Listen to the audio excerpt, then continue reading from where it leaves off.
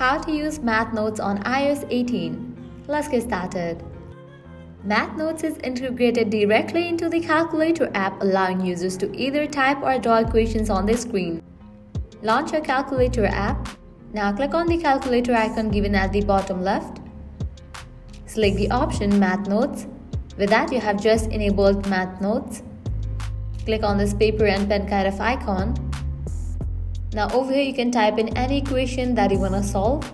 Math Notes instantly calculates the result.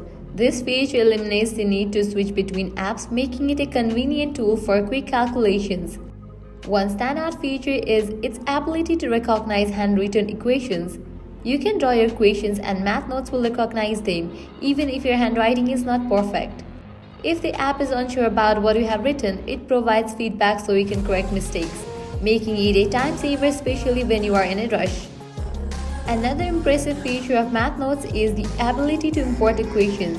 You can copy an equation from a website or document and paste it directly into the app, where it will solve the problem for you instantly.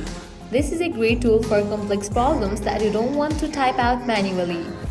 Finally, all calculations happen in real time whether you are typing or drawing, which makes Math Notes perfect for both quick calculations and more advanced problem solving.